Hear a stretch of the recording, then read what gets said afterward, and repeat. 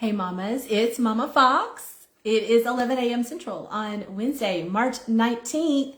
I hope I can see your comments here. I've kind of had some problems with that today. This is my fourth live of the day and I'm just getting started.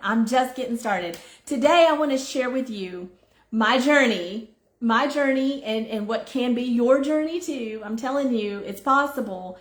My journey to ditch the sweaty shapewear.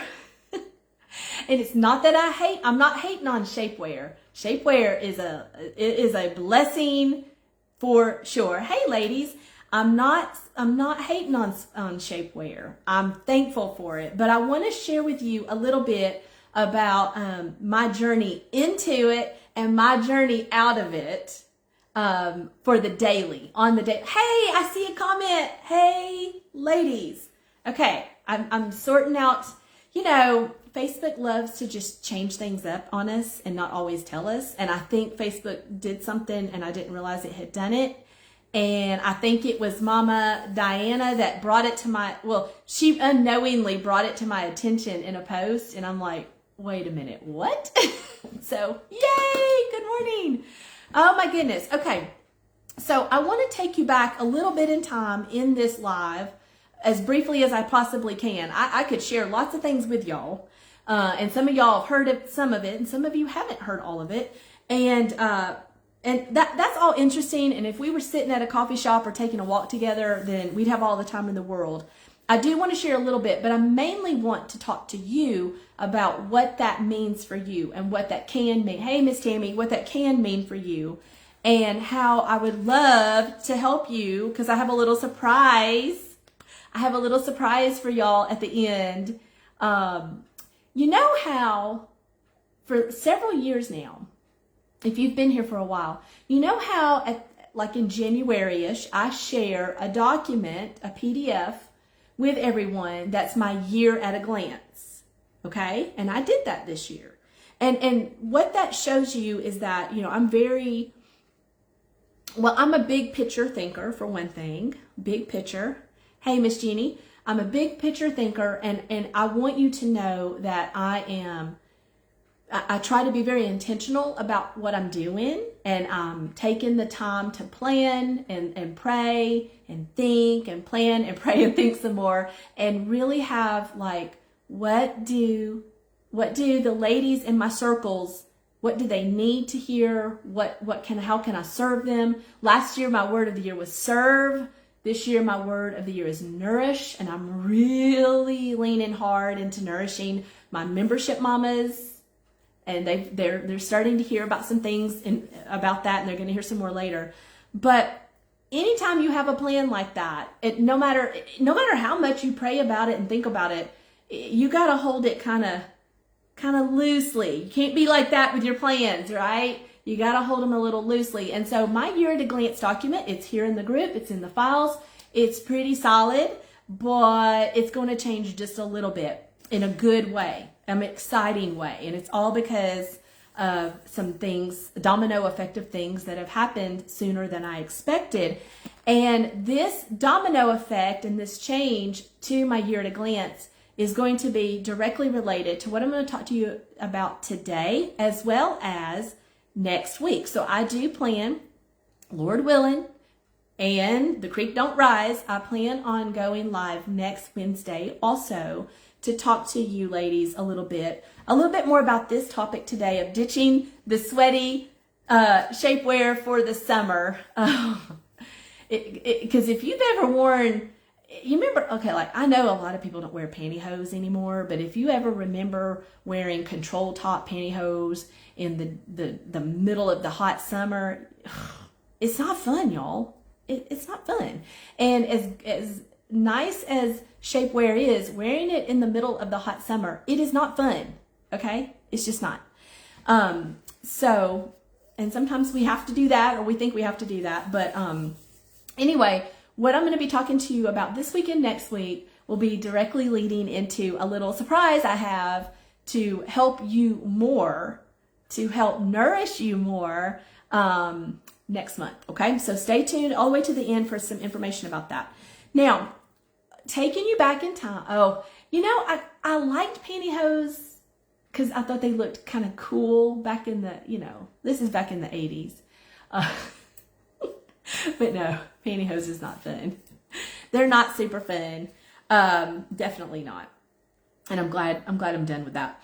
But taking you back a little bit in time, I want to share with you some of my actual personal goals, I guess, with my weight, sort of.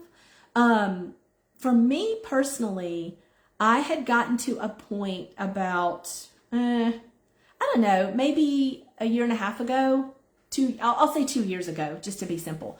About 2 years ago, I had gotten to a point in my own personal health journey where all I wanted was for my own clothes in my own closet to fit better. I wasn't even looking to lose a size or buy new clothes. And there was two reasons for that. One, I didn't have I knew I didn't have a lot of weight to lose, but yet I also I just didn't have the hope that I would lose any more weight. I really had settled about 2 years ago or so. I was like, well, this is it. This is as good as it's going to get. And that's my lot. That's my lot in life. And I'm not going to lose anymore. And so I just need to make the best of it and all that kind of stuff.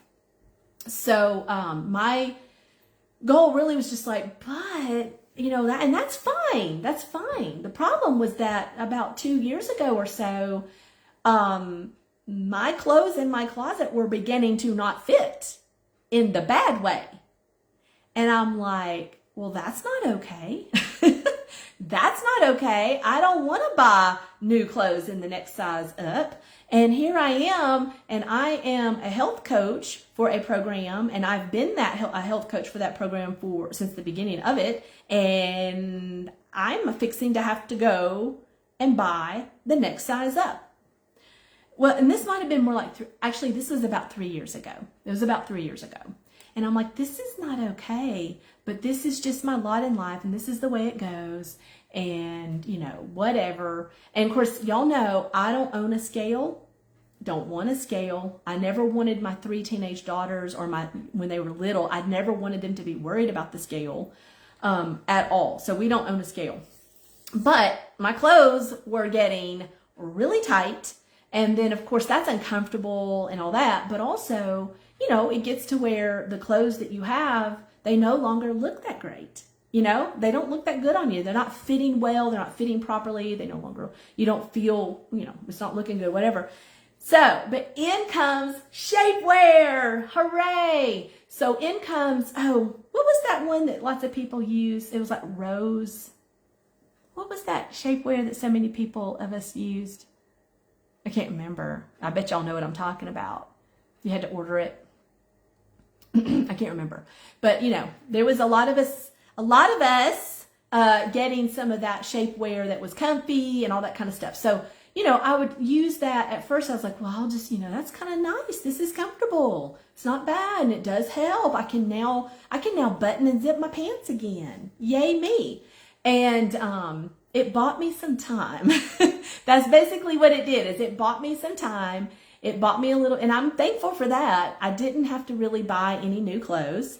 But I also didn't want to go shopping, because that's no fun when you're, looking like a stuffed sausage in your pants and you're worried about it. But the shapewear bought me some time. And at first I just kind of used it like on Sunday morning, or I use it when we go out or something. And then the next thing I know, fast forward a little bit of time, I'm starting to use it all the time. Okay. Like going to the grocery store, just going, like running an errand. And I know this is what I was saying earlier. I mean, I know body positivity and, you're beautiful any size. And that is true. You are beautiful in the eyes of God, and probably in your husband's eyes at any size. That's true. But also, I was not comfortable and I was not happy because I was doing all the right things. And not only was it not working, I was going up, and that was not okay with me. Okay. And that was like, why am I obviously gaining weight? I'm gaining weight and I'm doing all the right things. This is not working. What's going on? Oh, well, I guess it's just me. That's the way it goes with me. I've never been skinny or whatever. And so, like I said, the next thing I know, I'm wearing the shapewear all the time, just kind of to feel comfortable, but also just to kind of look okay in my own clothes and for my own clothes to fit better. And that was actually really frustrating, honestly. And so what happened was I just got to this point where I'm like, okay, I want my clothes to fit me that I have without having to wear shapewear just to put on a t-shirt. Like not even not a fancy evening gown. That's a good use of shapewear for sure. But like just to like be okay with, wearing whatever and my clothes to fit. And also, it had gotten to the point where if I was to go out to go clothing shopping, I was going to wear the shapewear to make sure the clothes fit. But it's like, are they really fitting if I'm having to do that in order for them to fit? I don't know about that. And so I just kind of got to this point where I'm like, okay, enough is enough. This isn't okay with me. And, I still didn't feel like my clothes, I still didn't feel that comfortable in my clothes. But also, at the same time that this is going on 3 years ago, 2 years ago, I wanted my clothes to fit better without having to wear the shapewear. And I am truly perfectly fine with not going down and having to buy new clothes. I like my clothes and I don't want to spend the money on new clothes. But also I got really tired of just this bulgy muffin top, kind of bloaty, but not like back, if you go back 15 years ago when my gut was really out of order and I was having, issues with poor gut health and serotonin levels not being where they need to be and all that stuff. It wasn't like that. Those things were going well, but it was definitely kind of just, I'll say mildly bloating, just kind of annoying, just pooching out real hard and things like that. And I was like, I want this to stop. This is uncomfortable. And what it also meant was the way I looked in the morning looked different than the way I looked later in the day, literally, and how my clothes fit and all that kind of stuff. And that was annoying. And it was also like, well, I never know for sure. Am I going to be bloaty or not? It was kind of all that stuff. And then the third goal I had for myself was kind of simplicity, honestly. Simplicity. Having an approach to food and eating that was simple and that worked. And I didn't want to have to be constantly worried about every little thing, but I also didn't want to be hungry.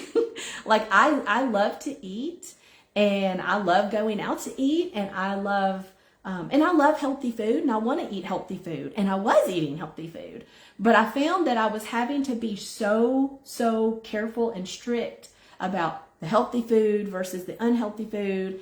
And it kind of wasn't fun. And I was kind of over it. And I'm like, why am I having to work so hard?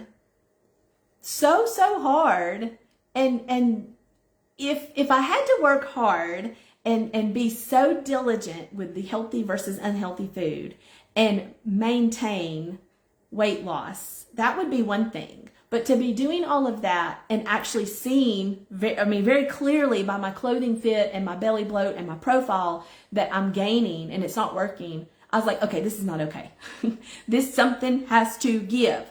The other thing that's interesting is that during, not quite during that time, but over that time and into 2025, my husband started having issues as well. Now, he is a colon cancer survivor. And so he's got his own set of problems, okay? His own set of problems, but he's doing great and it's all that. And he was, the colon cancer, that was almost 17 years ago. So he's doing great and fine.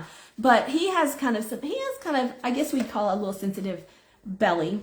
And I want to bring him into this because I want to tell you what's interesting, because the things that ended up working well for me also worked for him. I actually had a mama message me and they were asking about the Foxy Foundation's 10-week group and about the summer, because we'll be doing another summer session. And they wondered if it would work for their husband as well. Like if their husband did it with them kind of, you know. And I was like, oh yeah. Oh yeah. And let me tell you about my husband. And so I want to bring him into that a little bit because he finally got to a point where he was so frustrated with his bloated belly, and we had tried different things over the years to try to figure out, well, leave this out, don't eat that, whatever. And he would do it a little while and then he'd quit because he wouldn't really see any results. You know how that is. I mean, yeah, if you do something for, you know, a few weeks and you don't really see any results, you're kind of like, well, okay, what was the point? And he's very, bless his heart, he's usually very easy to like throw the towel in. He wants to see results. And I'm like, you've got to give it time. And he never would give it time. Well, we got to October of 2024 and he was getting really frustrated. Now, I'm so proud of him because he finally started taking some proactive steps with seeing some different doctors and people to help him, which was great.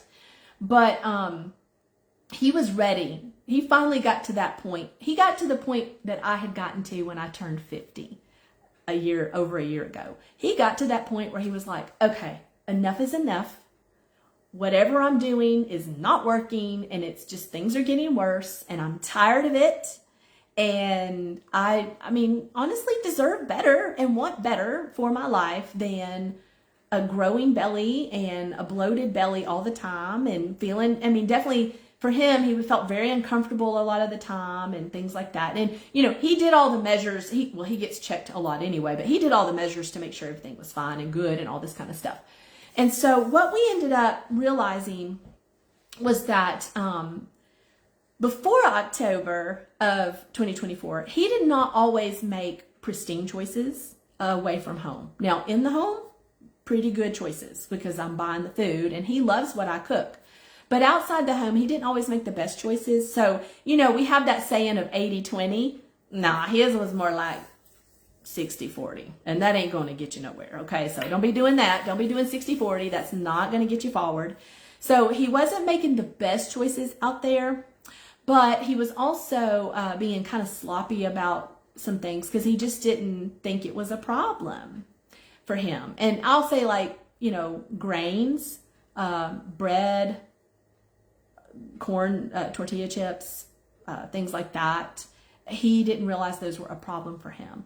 And so, but they were a big problem. And so I had decided that I was going to pull out grains from my regular regimen. Okay.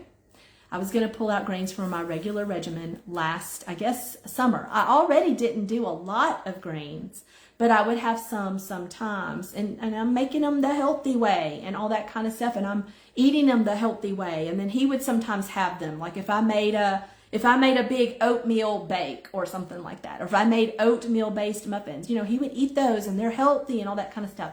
Well, little did we realize that we were just giving our body too much starchy carb. Okay. And we thought we were doing it healthy and we were trying so hard. And for us, now I'm not putting this on y'all. I'm just giving you our story. Okay. It was too much starchy carb because, you know, we would have the oatmeal or oat based, you know, sugar-free recipes and because they're healthy. And then, you know, of course, sometimes we're having sweet potatoes and sometimes we're having golden potatoes and sometimes we're having quinoa and sometimes we're having this, that, or the other and those healthy things. And it was just too much. It was way too much. And it had gotten to where it would just cause us bloating and issues. And neither one of us really realized what the culprit was because it wasn't always easily apparent, to be honest. And we weren't gorging on these things by any means, but they were a steady part, a regular part of our daily and weekly diet or regimen were those starchy carbs. And then you throw in sugary carbs too, like fruits and things like that. I mean, I love apples, love them. And I still eat them sometimes, but things are different now. Okay. And so for my husband too, we pulled back He pulled back on that. I had already done it. And he tried some other things that he thought might be the culprit, and I was very proud of him. He was worried that stevia was causing a problem. He thought he might be allergic to stevia because it is in the ragweed family. And so some people are. And so we made some switches there, and he stuck with it, but he determined, praise the Lord, he's not allergic to stevia. So that's made his life easier because he loves Zevias, and he those have stevia. So he wasn't allergic to any of that. And funnily enough, all his kind of IBS type symptoms that we couldn't figure out, and all his bloating, because it was pretty bad, all of that stemmed from, I'd say, mostly grains, but just too much starchy carbs on a regular basis. And he did also tighten up, not having some things that he didn't need to have that weren't healthy, but that was the main thing. And it was so interesting to me, because we all think those things are healthy. They can work for some women, they can work for some men, they can work for some people, but I know for us here, we were overdoing them. So what does that mean? Well, what that means is that these days my husband might have, some starchy sweet potato or golden potato, maybe once a week. Because, those are great to feed the family for sure. He might have that like once a week or something. And then like as far as bread, we typically no longer eat bread. That's just not something that happens often here other than my son. He's got his sandwich bread. And I just buy him Killer Dave's sandwich bread because he's a growing teen and I'm not worried about it. But we've really pulled back on that. But like if we were to go out to eat at a steakhouse, like a really nice steakhouse, and if they had a little bit of bread there, I tell you, Carrabba's, that's the place that has some kind of yummy bread with the oil and the herbs. We might get a piece, maybe.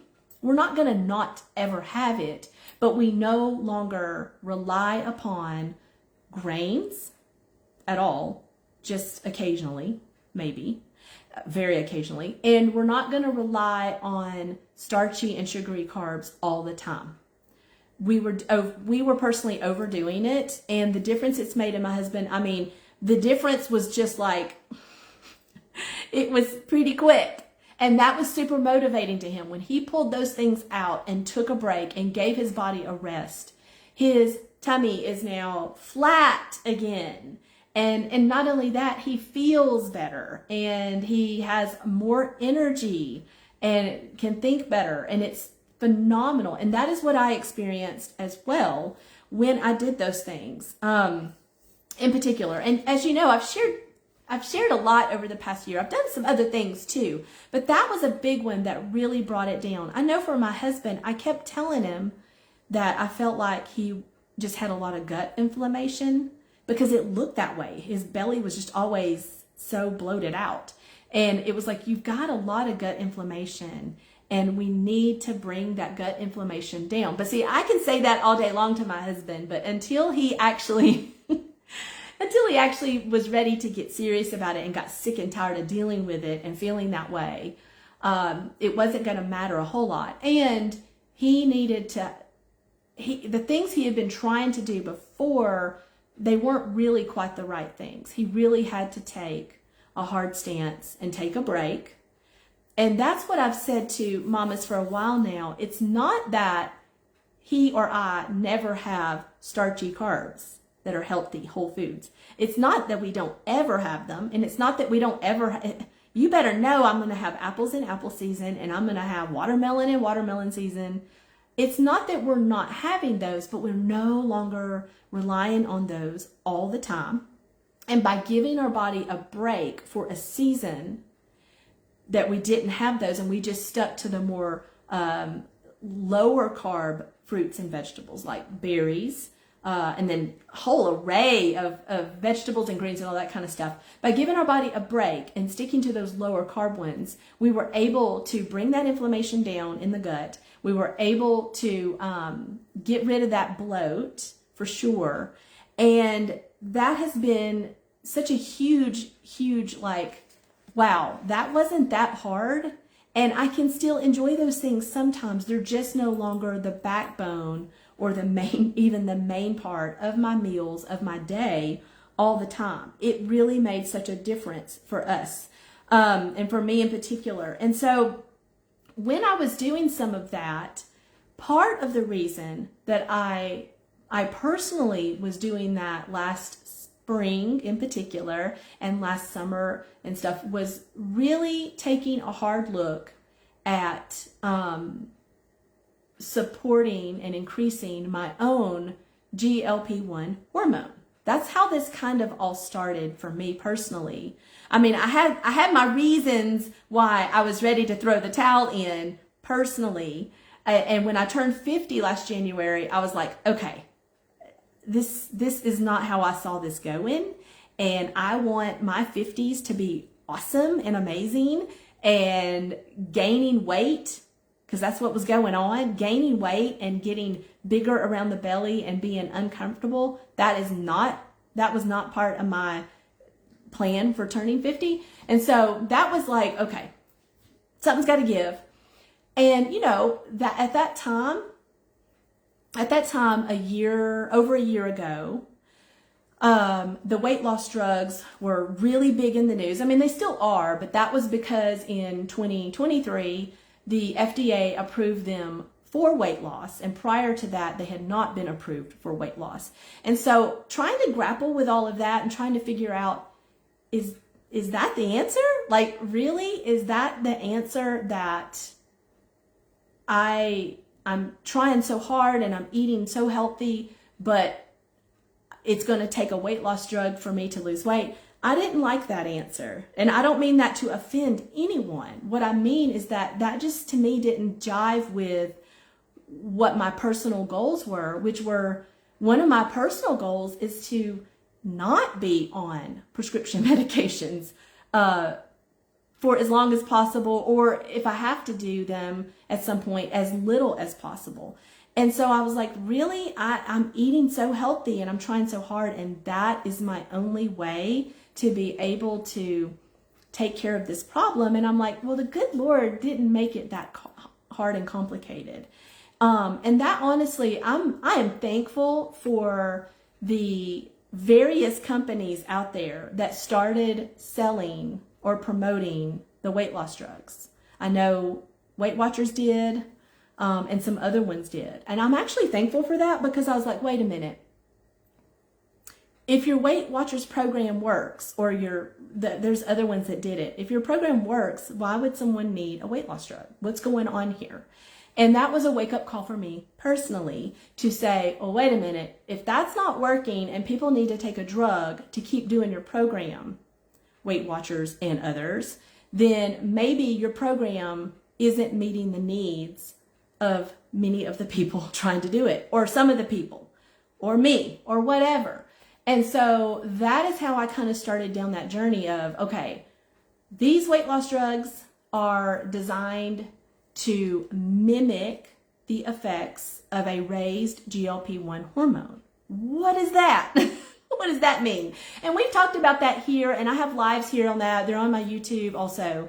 But that's what really started it, where I was like, okay, let's dig into this. Let's find out more about this GLP hormone. What is it and what does it do? And then that led me down to, oh, well, let's learn more about insulin and insulin resistance. What is that all about? And I've talked about that here some. My membership group, we really hit that hard last January and February in 2024. I was like, oh, wait a minute. I've been missing parts of the puzzle here. I have been so focused on two things. One, if I eat healthy foods, then that's really the main thing. And yes and no. And two, if I just make sure that I'm eating and supporting blood glucose, that's enough. Not quite. Insulin is where it's at. So figuring out and understanding a little bit about how insulin works is where it's at. And that was the missing piece, because then understanding the relationship between insulin and GLP-1 hormone and the hunger and satiety hormones like leptin and ghrelin, all of that. And you don't have to have a science degree to understand it. It's not that complicated. It's actually pretty simple. But learning that we need to eat and live in a way to support our master hormones, insulin and cortisol, that will have a trickle-down effect to those other ones for sure. And that's when everything shifted for me. And that's where last January and February and March and April, I started putting these puzzle pieces together and realizing that I had been so close, but yet so far away, and truly understanding how to support my hormones and honor them in a beautiful way. And by about April, in April, I was like, I think something's changing in my own personal journey. And by May and June, I'm like, oh my goodness, things are changing. And as the months went on, I'm like, I'm going around like, oh my gosh, my belly's not sticking out anymore. It's not pooching. And it's not all these things. And I'm like, I am not going to have to feel like I need to wear this shapewear all the time anymore. This is so exciting. And it was not hard. It was actually very easy. And I didn't starve myself. And I didn't skip meals or anything like that. I wasn't doing that kind of thing. I was honoring my hormones. And when I talk about the hormones there, I'm talking about insulin and cortisol most of all, but also those hunger and satiety hormones that, quite frankly, if I turned the clock back 2 years ago, I never heard of them. If I turned the clock back 2 years ago, I had never heard of GLP-1. I don't think, maybe I'd heard of that one, but GLP-1, leptin, ghrelin, never heard of them. And you may be sitting there going, I've heard those, but I don't get it. And I want to tell you, when we learn just a little bit about how to support them and how to increase the ones we want to increase and decrease the ones that we want to decrease, and how to have them working the way they're designed to work. And when we honor those hormones and we honor our cortisol and our insulin, things start falling into place. Things start getting better. And that idea of having your clothing fit the way it's supposed to and fit better, and ditching the sweaty shapewear, which I'm so thankful I won't be wearing this summer when I'm burning up. Having that it's amazing. It is amazing. And I've talked a little bit about that in the food piece course. And if some of y'all remember, I did the food piece workshop. I think I did it in early May, almost a year ago, okay? And I have not had the privilege and blessing of doing a live workshop since then, because it's been busy. It's been so busy. But I love doing workshops like that. And that workshop, we take that workshop and then we turn it into a self-paced lifetime access course. And at this point, 1,600 mamas have gotten that course. It's amazing and blows my mind. 1,600 mamas have gotten that course and hopefully are now enjoying and working on some of these very things, okay? Of course, like I've always said, that is not the whole story. That's not everything, but that is a good start, okay? Now, here is the news I want to tell you.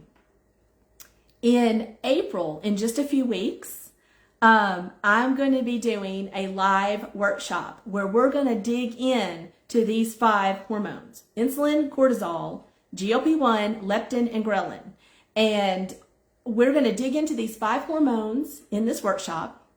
And I'm going to give you some good, solid information without it being, and I love Dr. Bittman, but I am not going to go as deep as he does. I do love him. He's super awesome. Some of his metabolic classrooms, like there's been a few I've listened to more than once, only because I couldn't understand it. I'm not going to go quite that deep into all the science, but I'm going to give you enough information and science so that you can understand why insulin and cortisol are the 2 hormones you've got to pay attention to and take care of. And then these 3 hunger satiety hormones, what role they play and how you can beautifully get them back online so that they're telling you when to stop eating, when to start eating, when you've had enough, and all those things. And it's not that hard. It's not as hard as you might think. I'm blown away by how simple it really is to do this, okay? And so this workshop is, as of yet, unnamed. I haven't named it yet. I have it planned. This workshop will be a live workshop, a 5-day workshop. We're gonna tackle each one of these hormones, and it'll be an interactive workshop in a private Facebook group. Enrollment for that will open next Wednesday, the 26th. And I do plan on going live here next Wednesday. Enrollment will open next Wednesday. So I'll have a name for it by then, I'm sure.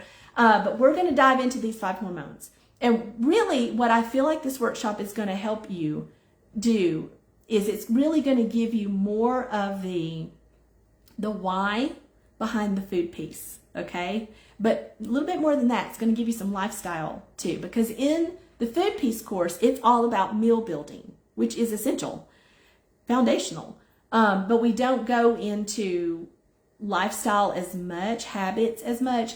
This workshop will talk about that a bit more, because that's important. I say all the time, it ain't just food.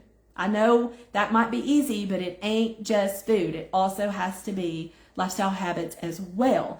And so we're going to be talking about these 5 hormones. I'm going to give you enough science and information so that you understand why they're important, why insulin and cortisol are the master hormones, not the sex hormones that everybody wants to talk about all the time. These hormones, insulin and cortisol, they will help your sex hormones work so much better. I mean, they will. So we're going to talk about that. You're going to have information that will help you understand why these are important, and a little bit about how they work and how they work together. But you'll also come away with some practical action points that you can put into place right then, okay? And so enrollment will open next Wednesday. So more information is going to come about that. It will be a low-cost workshop. It will be low cost. Very low cost workshop, because I want as many of y'all to come into that workshop as possible so that you can get a little bit more information to make these changes. It will go very well with the food piece course and teaching and things like that. And if you don't have the food piece course at this time, you need to get it. But if you can't swing that, there is a food piece guide that I can give you for free, and you can find out more about that from, y'all help me out, is it in guide number 1 or 2? I'm not sure, but there is a free food piece guide that is like mega big, that will help you a lot. Again, it's not everything, but it'll help you get started for sure. And in our workshop, we'll have a week of teaching and interaction and action points. And it will be followed by a 1-week bonus time where you can catch up all the things, okay? All the things. I'm going to give more details about the logistics of that workshop next Wednesday in the live. And again, enrollment will open next Wednesday for this workshop that's all about these 5 so important hormones for your weight loss. For your weight loss journey, for sure, so that you can know how you can better support yourself heading into summer. And my hope and goal for you is to be able to, thank you. So food piece guide is in guide 2. Thank you. I couldn't remember. Heading into summer, being able to feel a little less sweaty. That's a good goal. Feeling a little less sweaty this summer with some changes that you can make. Yes, it will be on Facebook, but Christy, what we're going to do, it will be on Facebook for the workshop. But what we're going to do with the workshop teaching and all the handouts, because I love me a good handout, okay? I love me a good note-taking outline and handout. What we're going to do with all of that stuff, Christy, is we'll be taking all of that and turning it into a self-paced lifetime access course once we're done. And that won't take us very long. We've gotten a lot faster at it now that we've done it a few times. And so for your mom or anyone else who doesn't do Facebook, doesn't want to do Facebook or whatever, they will be able to to get access to the self-paced lifetime access course, and we'll have that put together pretty quick. So I hope that helps, and I'll share a little bit more about all that and all that kind of stuff. That's a good question next week. Okay, mamas, that's how I ditched that's part of how I ditched the sweaty shapewear, and part of it was just deciding that I wasn't okay with wearing it in the summer and wearing it all the time or feeling like I had to. And I mean, again, body positivity, yes, but my body was positive that it was going to keep gaining weight, and that was not okay with me. That was not the kind of body positivity I wanted. Was my body being positive about weight gain and bloat, and I had to put a stop to that. And it all really came about. The changes, honestly, for me, all really came about with the weight loss drugs being sold. And wanting to figure out, well, why is that? Why are diet programs promoting that and selling that? What does that make sense to me? And it, quite frankly, it didn't, and it concerned me. And but I wanted to get my weight down. I wanted to get my weight down, and I wanted to be in control, and I wanted to feel good in my own skin. So, all right, ladies, I will see y'all next Wednesday at 11 a.m. Central on the 26th, and I'll share more about this workshop. And y'all tell people, because it's going to be very low priced, and the workshops are super fun, super, super fun. Okay? All right, bye-bye.